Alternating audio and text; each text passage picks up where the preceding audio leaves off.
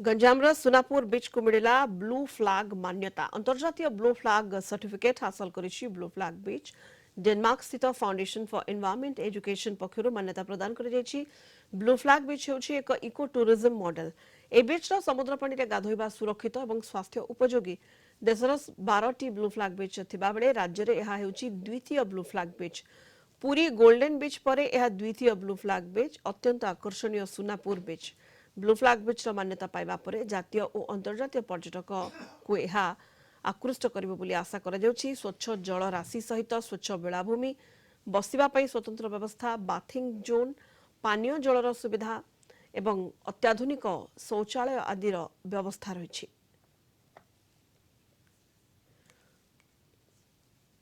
अधिक सूचना पई कलिंग टीवी रिपोर्टर रविंद्र डाकुआ जोड़ी होइछन्ते हमर सहित सीधासलख सोनापुर ब्लू फ्लैग बीच रू।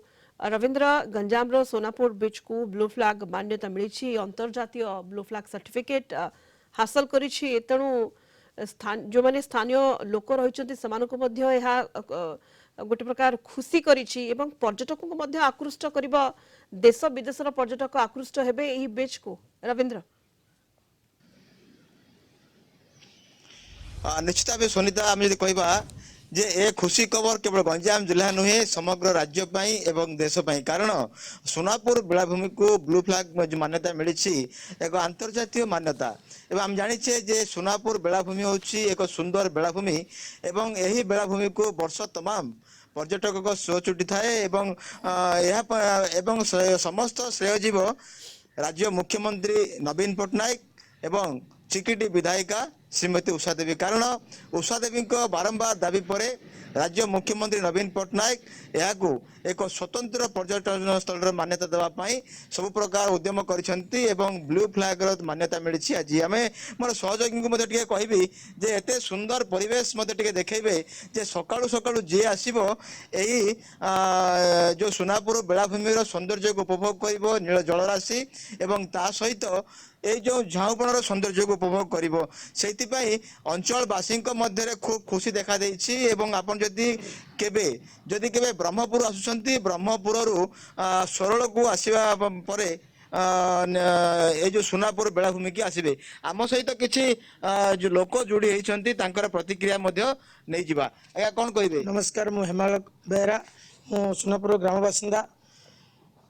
आज ये आमर अंचल बहुत किसी सुविधा नथिला किंतु आज लोकर पर्यटकर भिड़ जो आज बहुत किसी उन्नति होती। आमर सरकार नवीन पट्टनायक बहुत किसी आम माने आम गाँ बहुत किसी करमर एमएलए उषा देवी तांकर प्रति दाबी आज ही पूर्ण होती।